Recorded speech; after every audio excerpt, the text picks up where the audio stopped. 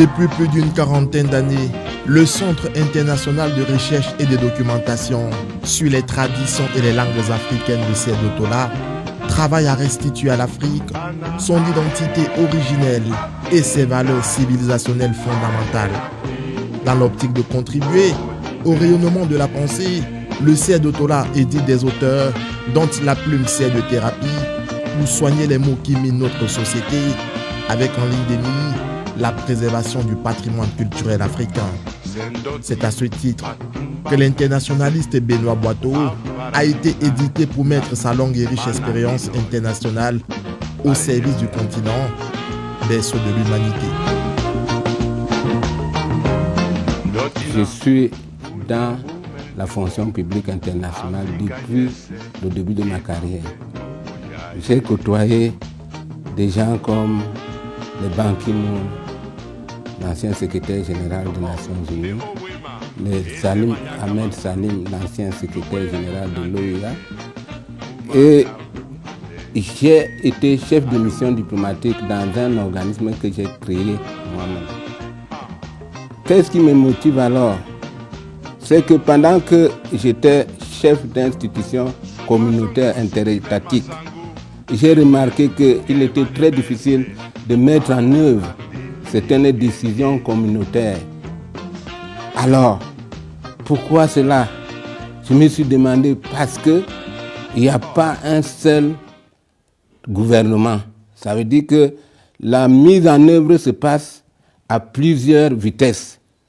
Et là, ça bloquait tout. En plus de cela, j'ai été à côté des gens comme le Ban Ki-moon. J'ai représenté même l'Afrique dans certaines conférences de l'Union européenne, dans le cadre de l'Union africaine. Alors, il était très difficile de défendre une position commune africaine.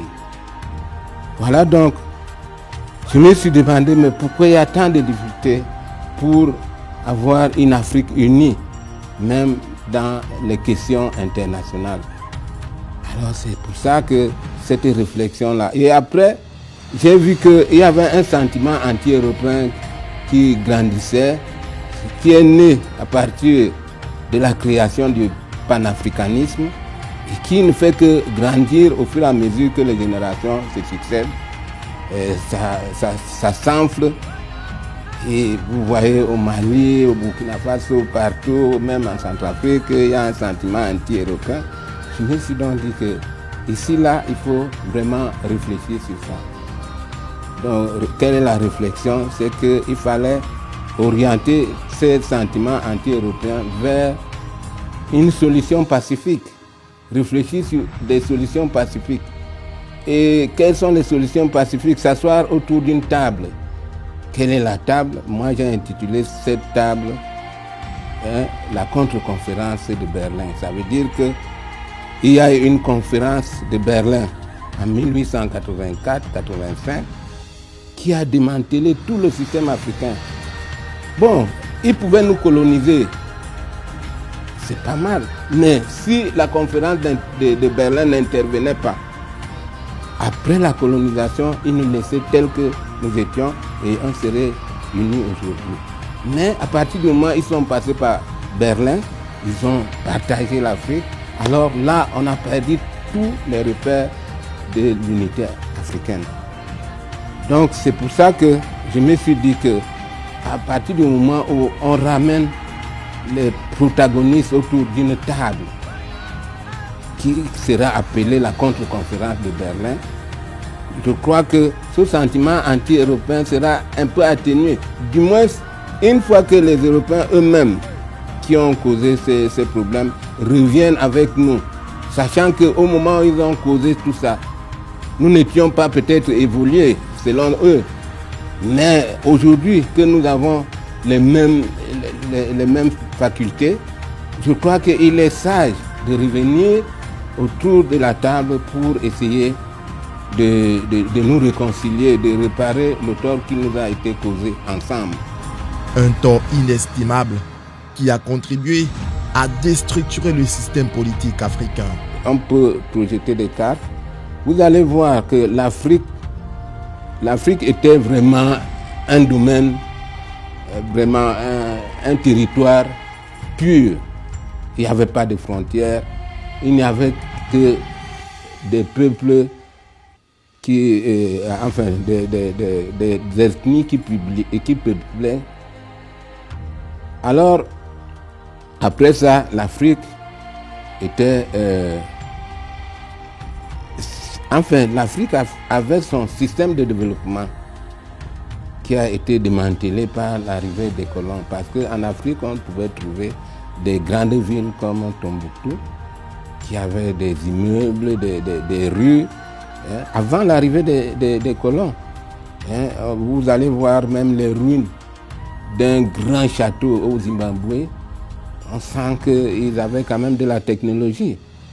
Bon, c'est après l'arrivée des colons, ils ont donc pris en otage tout ça, ils ont imposé leur civilisation. Et entre-temps, il y avait bien sûr, l'Afrique était toujours riche de son sous-sol, de ses richesses naturelles. Et à l'arrivée des colons, ces richesses ne nous appartenaient plus.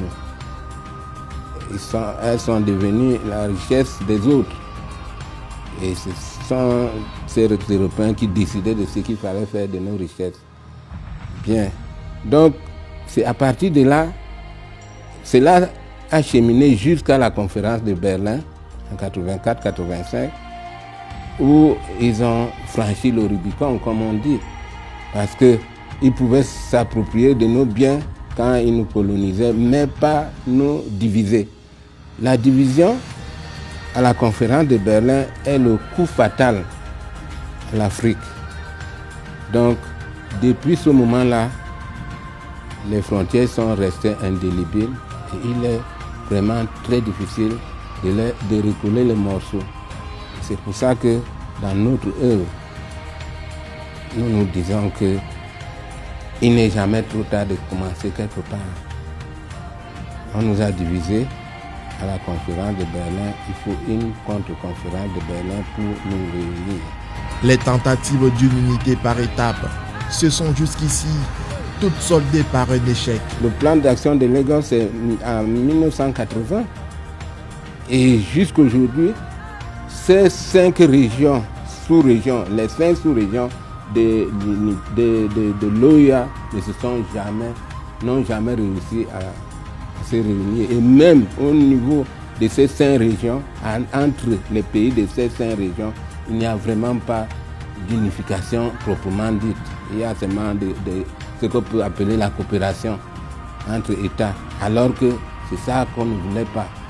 C'est ça que les Kwame Nkrumah, le groupe de Casablanca, ne voulait pas une sorte de coopération. Si on passe cette génération-là, on arrive à la génération de Kadhafi. Kadhafi avait vraiment les moyens de pouvoir, les moyens financiers, les moyens matériels pour réaliser les États-Unis d'Afrique. Vous avez vu comment Kadhafi a été assassiné avec les fausses résolutions du Conseil de sécurité.